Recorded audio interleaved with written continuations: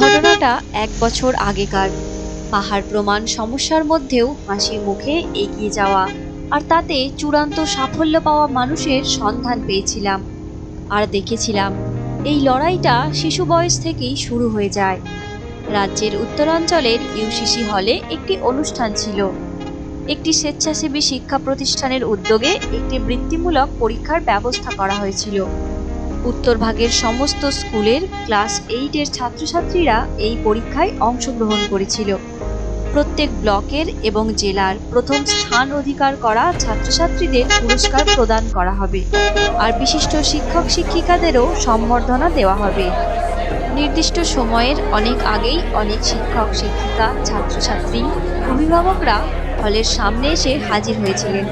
অনেকে অনেক দূর দূরান্ত থেকে এসেছে, আবার কাছাকাছি শহরের স্কুল থেকেও অনেকে এসেছে। প্রবেশের সময় সকাল 9টা। এখনও আধ ঘন্টা সময় রয়েছে। বিভিন্ন ছাত্রছাত্রী, অভিভাবক, শিক্ষক শিক্ষিকারা গল্পগুজব করে তাদের সময় কাটাচ্ছেন। অনেকে আবার একে অপরের সঙ্গে পরিচয় করছেন। উপস্থিত সকলের মধ্যে থেকে একটা পরিবার একটু দূরে আলাদা করেই দাঁড়িয়েছিল। বোঝা যাচ্ছিল প্রত্যন্ত গ্রাম থেকে এসেছে এবং তারা খুব গরিব। স্বামী স্ত্রীর পায়ে জুতো পর্যন্ত ছিল না, সাধারণ পোশাকেই এসেছে। তাই এরা অন্য সবাইয়ের সঙ্গে মিশতে একটু সংকোচ বোধ করছিল, তাই সবার থেকে একটু দূরেই দাঁড়িয়েছিল। কিন্তু ওদের সঙ্গে আসা ছেলেটি এই জায়গাটা খুব উপভোগ করছিল, হয়তো প্রথমবার শহরে এসেছে। মা, একটা অ্যাম্বুলেন্স চলে গেল, দেখো।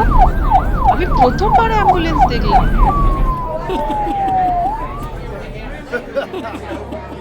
ছেলেটার কাণ্ড দেখে কেউ কেউ তাকাচ্ছিল, আবার কেউ কেউ হাসাহাসিও করছিল।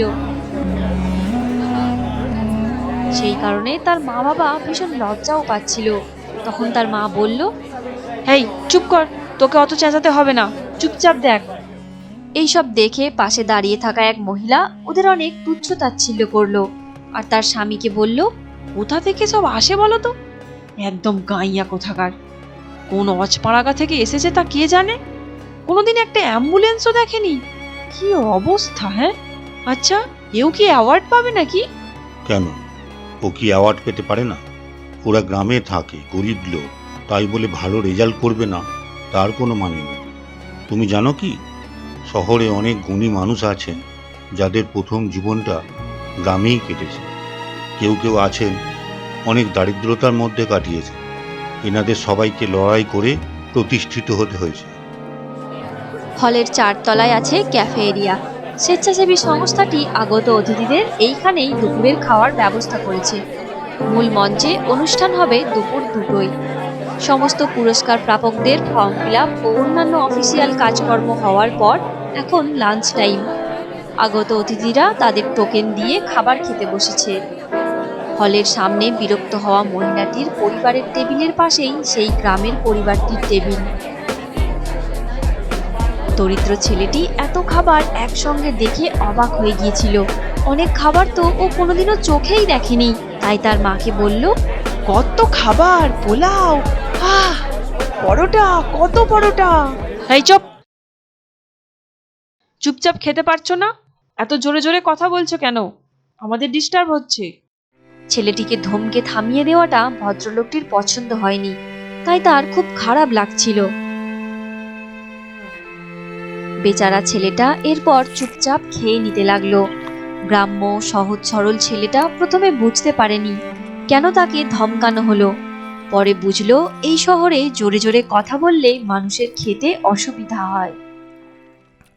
আজকের অনুষ্ঠানের শুরুতেই সম্মানীয় সভাপতি মহাশয়, মাননীয় প্রধান অতিথিবৃন্দ, আমন্ত্রিত বিশেষ অতিথি ও মঞ্চের সামনে উপবিষ্ট সুধীমণ্ডলী, সবার প্রতি আমাদের সংস্থা এনবিএফ এর তরফ থেকে আন্তরিক শুভেচ্ছা জানাচ্ছি। আমরা গত 1 মাস ধরে টিএফ নামে যে বৃত্তি পরীক্ষার আয়োজন করেছিলাম, তাতে যারা সাফল্য পেয়েছে তাদেরকে অনেক অনেক অভিনন্দন। তাদের সবাইকে আজ আমরা পুরস্কৃত করব। আর আমরা শ্রদ্ধেয় সেই সব শিক্ষক শিক্ষিকাকেও আমন্ত্রণ করে এনেছি যারা শিক্ষকতাকে একটা মাত্রায় নিয়ে গেছেন। তাদেরকে আজ আমরা জীবনকৃতি সম্মানে ভূষিত করব। উপস্থিত সকলে হলের নির্দিষ্ট চেয়ারে বসেছে, আর এই পরিবারটা একদম সামনের সারিতে বসেছে। এক এক করে সব কৃতী ছাত্রছাত্রীকে পুরস্কার প্রদান করার পর এবার বৃত্তি পরীক্ষায় সর্বাধিক নম্বর প্রাপকের নাম ঘোষণা করা হবে এবং তাকে বিশেষ পুরস্কারে পুরস্কৃত করা হবে। এবার আমরা যার হাতে ট্রফিটা তুলে দেব সে সর্বাধিক নম্বর পাওয়ার কৃতিত্ব অর্জন করেছে।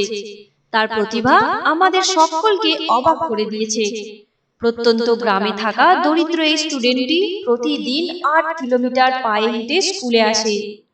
তার নাম মহিম মাহাতো। মহিম, তুমি স্টেজে এসো।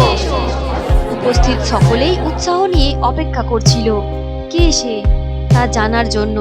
সবাইকে আশ্চর্য করে দিয়ে মঞ্চে এলো সেই ছেলেটি যাকে দেখে সবাই গাইয়া বলে তুচ্ছ তাচ্ছিল্য করছিল।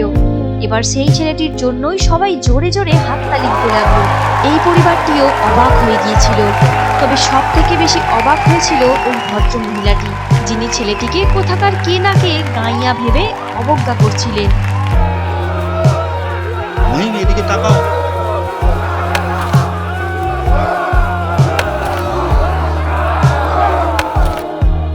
বাবা, মহিম কত কষ্ট করে স্কুলে যায়, তাও ও হাইস্ট নম্বর পেয়েছে। আচ্ছা, ওরা তো খুব গরিব। আমি কি আমার জমানো টাকা মহিমকে দিয়ে হেল্প করতে পারি? নিশ্চয়ই পারিস, আমিও তোর সঙ্গে আছি। কিছুক্ষণ আগেই অনুষ্ঠান শেষ হয়ে গেছে। বেশিরভাগ লোক হল ছেড়ে চলেও গেছে। মহিম আর তার মা বাবা হল থেকে বেরিয়ে পড়েছে, বাস ধরে স্টেশনে যাবে। হঠাৎ তাদেরকে দাঁড় করানো হয়েছে। মহিমের বাবা কিছুটা ভয় পেয়ে গেছে, তাই উনি কিছু বলার আগেই নিজেই বলল, বাবু, খাবার সময় আমার ছেলে চেঁচামেচি করেছে বলে কিছু মনে করবেন না।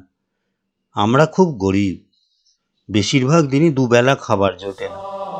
এত ভালো ভালো খাবার তো আমরা জীবনে দেখিনি, তাইও আনন্দে চেঁচামেচি করে ফেলেছে। তার মানে বেশিরভাগ দিন ওদের একবেলা খেয়েই থাকতে হয়। গরিবের এতটা নির্মমতা আন্দাজ করতে পারেনি ভদ্রলোকটি। তার স্ত্রীও শুনে খুব দুঃখ পেতে লাগলো। মহিমকে বকার জন্য তার অনুশোচনা হতে লাগলো। খাবার সময় চেঁচিয়েছে বলে আমি তোমাকে ডাকিনি। আসলে আমার এই ছেলে রিক নিজের জমানো টাকা মহিমকে দিতে চায়, আর আমিও মহিমের পড়াশোনার সমস্ত খরচ বহন করতে চাই। শুধু মহিমের পড়াশোনার খরচ নয়, যতদিন না মহিম নিজের পায়ে দাঁড়াবে ততদিন পর্যন্ত যতটা পারবো আমরা সাহায্য করব। প্লিজ, আপনারা আর একবেলা খেয়ে থাকবেন না। ওদের তিনজনকে কি বলে যে কৃতজ্ঞতা জানাবে সেটা ওরা জানে না, শুধু তাকিয়ে রইল। অজপাড়াগা থেকে ঠিকানা খুঁজে খুঁজে হতদরিদ্র লোকগুলি প্রথমে শহরে এসেছিল। শুধু একটা ট্রফি নয়, অনেক ভালোবাসা জয় করে আজ বাড়ি ফিরে যাবে। আমাদের দেশে আজও এমন কত মানুষ আছে যারা আধপেটা খেয়ে থাকে। প্রতিভা কি হবে যদি না খেয়েই মরে যেতে হয়?